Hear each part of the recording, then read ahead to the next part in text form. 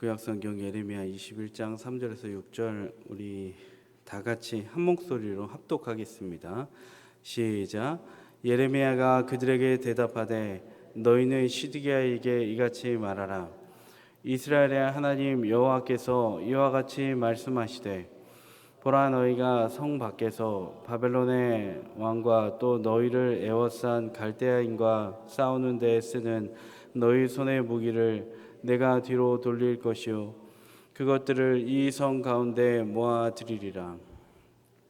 내가 든 손과 강한 팔 곧 진노와 분노와 대노로 친히 너희를 칠 것이며 내가 또 사람이나 짐승이나 이 성에 있는 것을 다 치리니 그들이 큰 전염병에 죽으리라 하셨다 하라.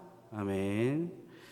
오늘은 예레미야 21장 말씀으로 생명의 길, 사망의 길, 생명의 길, 사망의 길이라는 제목으로 말씀 전하겠습니다. 21장은 세 단락으로 나뉩니다. 1장 1절에서 21장 1절에서 2절은 시드기야 왕, 그리고 3절에서 10절은 바벨론에 대한 이야기, 11절에서 14절은 하나님이 원하시는 정의. 그러니까 시드기야 왕, 바벨론, 하나님이 원하시는 정의는 무엇인가? 그러니까 본문에서 하나님이 오늘 유다에게 주시는 가르침을 우리가 보면서 우리는 어떻게 생명의 길로 인도함 받을 수 있는지를 말씀을 통해 배워보도록 하겠습니다. 1절입니다. 다 같이 한번 읽어주시겠습니다. 1절입니다. 시작. 여호와께로부터 예레미야에게 말씀이 임하니라. 시드기야 왕이 말기야의 아들 바술과 제사장 아마세야의 아들 스바냐를 예레미야에게 보내니라. 하나님이 예레미야에게 말씀하시던 때는 그 유다의 마지막 왕 시드기야가 활동하던 때예요. 그러니까 유다의 시드기야가 10년 동안 활동했고 11년째 이제 바벨론의 포로로 끌려가게 된 거죠. 근데 혼란기라는 거예요. 근데 이때 시드기야가 이 혼란기 가운데 바술과 스바냐를 선지자 예레미야에게 보냅니다. 2절은 보낸 이유가 나오는데요. 같이 읽겠습니다. 시작. 바벨론의 느부갓네살 왕이 우리를 치니 청컨대 너는 우리를 위하여 여호와께 간구하라. 여호와께서 혹시 그의 모든 기적으로 우리를 도와 행하시면 그가 우리를 떠나리라 하니. 예레미야는 이 불안한 상황 가운데 있을 때 했던 일이 뭐냐면 이 남유다가 멸망할 것이다라는 예언을 했습니다. 그러니까 선포한 거죠. 그 내용을 우리나라 망한다 이 얘기를 한 거예요. 그 완전히 지금으로 보면 그 매국노 아니면 갑자기 어느 사람이 나타나서 대한민국 망한다 이러면 누가 좋아하겠습니까? 예레미야는 그 삶을 살았던 거예요. 눈물로 그 삶을 살았어요. 그러나 사람들은 그럴 일 없어라고 늘 생각을 했습니다. 왜냐하면 예루살렘 같은 경우에는 삼면이 이 급경사의 계곡으로 둘러싸여 있거든요. 그러니까 성을 지키기에 유리했습니다. 그러니까 우리의 주변 환경은 너무나 좋기 때문에 망할 일이 없어. 그러니까 중국의 부동산 위기라고 뭐 뉴스에서 나오지 않습니까? 이런 상황이면 중국 망할 수도 있어 이런 얘기가 나오지만 중국이 수출도 잘 되고 내수도 잘 되고 여러 가지로 호황이에요. 군사력도 강하고 주변국에 위협도 없고 그때는 중국이 망한다 그러면 중국 사람들이 우리나라가 왜 망해 이러지만 지금은 중국이 망할 수도 있다. 국내적으로도 국외적으로도 그런 평가를 하고 있는 거예요. 근데 그런 거죠. 남유다는 지금 우리 이 상황엔 안 망해. 안 망할 상황이야. 잘 되고 있는데 근데 왜 망해? 라고 하는 거예요. 그러니까 예레미야하고 당시 남유다 사람들의 입장이 완전히 달랐던 거죠. 그래갖고 결국에 어떻게 되냐면 예레미야가 미움을 사갖고 감옥에 갇힙니다. 옥에 갇히는 거예요. 그런데 오늘 이 시드기야 왕이 즉위할 때 바벨론이 자꾸 위협을 하니까 이 바벨론의 느부갓네살 왕한테 끌려갈 수도 있겠다 위협을 느끼니까 오늘 전에는 옥에 그 예레미야를 우리나라가 왜 망해 이러면서 옥에 다 가둬버렸는데 이제는 바벨론이 공격할 것 같으니까 공격의 위협이 있으니까 이제는 예레미야한테 물어보는 거예요. 자문을 구하는 거예요. 어떻게 하면 되겠냐. 그리고 너가 기도해서 응답을 좀 받아라. 여호와께서 유다를 세워주시도록 지켜주시도록 하나님께 탄원하고 기도해달라. 이 얘기를 전하려고 사신을 2명을 보내고 시드기야는 예레미야에게 그 입장을 달리한 거죠. 근데 이제 시드기야가 무턱대고 이렇게 한 건 아닙니다. 그냥 단순히 좀 어떻게 예레미야한테 해보면 되지 않을까 이런 거보다 한 단계 더 넘어섭니다. 예레미야를 시드기야 같은 경우에는 좀 남달리 봤어요. 왜냐하면 역사를 보면 선지자의 기도를 통해 하나님이 일하셨거든요. 히스기야 왕 때는 활동했던 선지자가 또 한 명이 있었는데 이사야 선지자가 있었습니다. 근데 히스기야 왕 때 그 아수르의 왕이었던 사네립이 쳐들어왔습니다.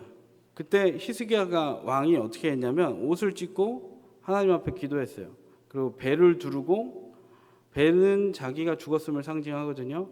하나님, 난 죽었습니다. 하나님이 일하셔야 됩니다. 그래서 목숨을 걸고 이사야와 함께 기도했습니다. 그랬더니 결과가 어떻게 나왔냐면 18만 5천 명이 죽었어요. 적군 18만 5천 명이. 자중질환이 나서 본인들의 칼에 피 한 번 안 묻히고 자기들끼리 싸워갖고 결국에는 전쟁에 승리한 거예요.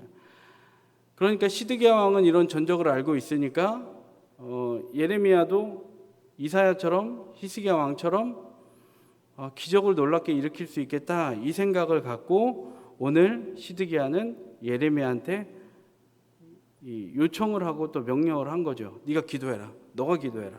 너가 기도하면 될 거야. 그러니까 한마디로 그거예요. 당신이 기도하면 되니까 당신이 구해. 하나님 막아주세요라고 구해. 이 상황을 지금 만든 거예요. 시드기야는. 그러나 하나님은 시드기야의 바람을 들어주진 않았습니다. 여러분 왜 그랬을까요? 태도가 중요하잖아요. 뭐든지 태도가 중요한데 씨앗에서 그 열매가 나오는 것 같이 하나님에 대한 태도가 시드기야는 히스기야 왕하고 달랐어요. 앞선 사람하고 달랐던 거예요. 시드기야는 순전한 기도의 사람이 아니었어요. 2절에서 본 것 같이 그가 했던 말은 예레미야 너가 하나님과 교통하잖아. 네가 기도해봐. 우리를 안전하게 해달라고 기도해봐. 너가 기도하면 될 거야. 옛날에도 이런 일이 있었잖아. 기회주의적이고 요행적인 신앙을 가졌다는 거예요. 그러니까 이거는 뭐냐면 자기가 해야 될 기도를 남한테 떠넘긴 거거든요. 앞서 제가 히스기야 왕을 설명을 드린 이유가 이겁니다. 히스기야 왕은 국난 때, 위기 때 자기가 왕의 옷을 찢었어요. 일전에 담임 목사님께서 설교하실 때 그러셨잖아요. 우리와 문화가 달라서 그때는 애곡할 때 옷을 찢는 것이 최고로 간절한 거였다. 히스기야 왕은 간절한 마음으로 옷을 찢으면서 기도했어요. 근데 오늘 여기에서 똑같은 국난인데 시드기야는 자기 옷을 찢지도 않고 자기가 기도하지도 않고 어떻게 했습니까? 시드기야는 예레미야 너가 기도해봐. 자기 기도를 떠넘긴 거예요. 그러니까 하나님 응답하시지 않죠. 우리가 무엇을 배울 수 있냐면 여기에서 내 기도는 내가 해야 된다는 거예요. 나에게 맡겨진 기도에 분량이 있고 분깃이 있다는 거예요. 가정에서도 아내가 이 남편의 신앙을 딱 보면서 남편이 믿음이 좋은 것 같잖아요. 그러면 대개의 경우에 남편의 믿음을 따라가는 게 아니라 남편의 믿음에 기대 있어요. 그래서 남편한테 얘기해요. 당신이 기도해. 당신이 기도해봐. 당신이 성경 많이 보잖아. 당신이 기도하면 하나님 응답하시잖아. 바꿔놓고 얘기하면 남편이 아내를 볼 때 아내가 기도 많이 하잖아요. 그러면 여보 당신이 기도해. 당신이 기도하면 되잖아. 난 열심히 일할게. 이렇게 생각하고 새벽 기도 안 나와요. 아내가 기도하러 가니까 나는 일해야지. 근데 이거 아니라는 거예요. 자녀와의 관계에서도 마찬가지예요. 내가 자녀를 위해 목숨을 걸고 기도해요. 대부분 그 부분은 우리나라 사람 같은 경우에는 자녀를 위해서 목숨을 걸고 기도합니다. 금식하면서 기도하고요. 근데 우리가 기도하는 거 좋지만 잊어버리면 안 되는 게 있습니다. 그게 뭐냐면 내 자녀가 자기의 기도 분량이 있는데 그냥 내가 기도하고 내가 기도를 채워서 나 스스로 만족해 버려 갖고 내 자녀가 기도하는 거를 분량을 하나님 앞에 부르짖는 것을 별로 그렇게 목말라 하지 않는다는 거예요. 대신 내가 열심히 기도해요. 내가 헬리콥터 기도꾼이 되는 거예요. 내 아이 주변에서 계속 왔다 갔다 하면서 자녀를 위해 기도는 해요. 근데 결국에 자녀는 아무것도 안 해요. 그러니까 우리가 기도하는 거 참 중요합니다. 안 하는 것보단 낫죠. 그런데 분명히 내 자녀가, 내 남편이, 내 아내가 스스로 기도해야 될 분량이 있다. 그리고 또 중요한 건 내가 기도해야 될 거 분명히 있다. 떠넘기지 말아야겠다. 저 같은 경우에는 말씀 준비하면서 생각이 나더라고요. 작은아버지가 예수님 안 믿는데 제가 정말 몇십 년 기도했는데 요즘에 기도가 약해졌더라고요. 근데 그건 제 기도 분기시거든요. 제가 꼭 기도해야 되는 거거든요. 그걸 내가 기도해야겠다. 이거 누가 기도해 주는 게 아닌데 이런 적용이 우리 가운데 있어야 된다는 거예요. 그걸 통해 시드기야에게 볼 수 있는 것은 자기가 기도해야 되는데 예레미야 네가 기도해봐 이랬다는 거. 왕이 부탁할 수 있어요. 백성에게, 선지자에게 부탁할 수 있어요. 근데 시드기야는 여기서 기도하는 모습이 나오지 않고 그의 태도는 하나님 앞에서 불순했다. 그거를 우리는 볼 수 있다는 거예요. 4절을 같이 읽겠습니다. 4절. 예레미야 선지자가 그들한테 말하는 거예요. 기도해달라고 왕이 이렇게 얘기하더라 하니까 예레미야 선지자가 답합니다. 시작.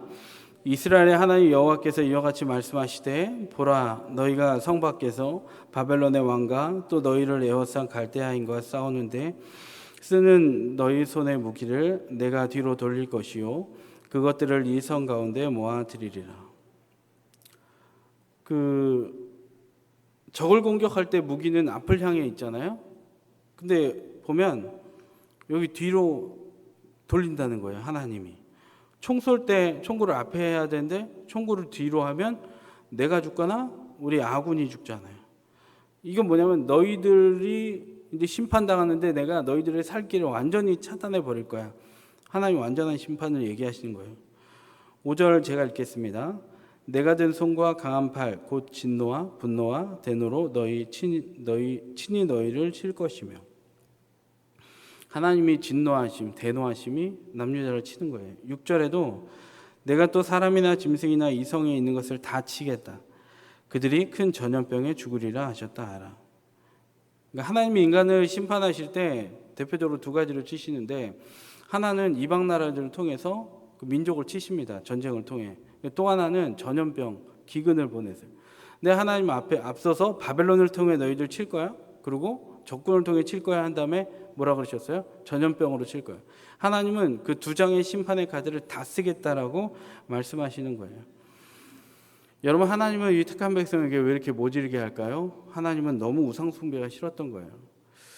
우리 예레미야 21장을 보지만 이걸 보면서 여러분 가끔 예레미야 1장, 2장, 3장으로 넘어가 보세요. 그러면 치는 이유들이 계속 나오거든요. 뭐라 그러냐면 우상 숭배 때문에 그래. 너희가 다른 신을 섬겨서 그래. 이 얘기하는 거예요. 하나님이 그래서 진노하시는 거예요. 우상 숭배는 하나님의 심판을 불러오는 것입니다. 그러나 이렇게 계속된 심판, 계속된 하나님의 그런 정말 진노하심이 있는가 반면에 여기서 진노가 끝이 아니에요. 우리는 하나님이 심판하시나 하나님의 속성을 잘 알아야 돼요. 하나님은 자비로우신 분이십니다. 여러분 아멘이세요? 믿으세요? 하나님은 사랑이세요. 요한일서에도 계속 얘기하죠. 진노 중에도 긍휼을 잃지 않으십니다. 심판하시나 구원하십니다. 이게 하나님이에요. 8절에 나와 있는데요. 여호와께서 말씀하시기를 보라 내가 너희 앞에 생명의 길과 사망의 길을 두었노라. 너는 이 백성에게 전하라 하셨느니라. 여호와 하나님 말씀하시는 거예요. 내가 너희들 앞에 사망의 길만 얘기하신 것이 아니라 생명의 길을 두었다. 너는 이 백성에게 전하라 하셨느니라. 두 가지 길을 다 얘기하는 거예요. 그 길이 어떤 길인지 9절에 명료하게 나와 있습니다. 9절입니다. 먼저 사망의 길인데 제가 읽겠습니다. 이 성읍에 사는 자는 칼과 기근과 전염병에 죽으려니와 이 성에 사는 자는 칼과 전염병으로 죽는다. 이 성은 어디예요? 예루살렘. 바꿔서 말하면 너희들이 바벨론에 항복하고 끌려가야 돼. 이게 하나님의 뜻이에요. 근데 너희들이 바벨론에 항복하고 끌려가지 않고 끝까지 버티고 싸워볼 만해, 해볼 만해 해가지고 예루살렘에 남아서 계속 바벨론하고 결사항전하잖아? 끈기를 보이잖아? 그럼 너희들은 그게 사망의 길이야.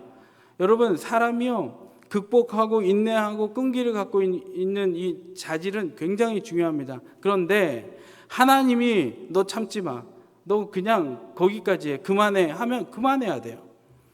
너 가만히 있어, 너 조용히 해, 너희는 가만히 있어, 이스라엘 너희 가만히 있어 하면 가만히 있는 게 사는 길이에요. 근데 오늘 여기 있는 남유다 백성은 바벨론에 끌려갈 수 없어, 우리는 안 망해 라고 끌려가지 않으면 너희들은 죽어, 이 얘기하는 거예요. 사망의 길이라는 거예요. 그냥 끌려가는 거예요. 그렇게 해서 9절의 나머지 절반은 생명의 길이에요. 너희를 에워싼 갈대아인에게 나가서 항복하는 자는 살 것이나 그의 목숨은 전리품같이 되리라. 이게 뭐라고 얘기하는 거예요? 반대로 얘기하시는 거잖아요. 생명의 길이 뭔지 알아? 갈대아인에게 항복하는 길이야. 왜 갈대아의 길이인이에요? 바벨론이라고 보시면 돼요. 갈대아 사람들이 예루살렘 성을 둘러쌌거든요. 그러니까 갈대아인이고 바벨론에게 항복하는 거예요. 너희들이 그들에게 항복하면 살 수 있어. 그러니까 발버둥 치지 마라, 이 얘기하는 거예요.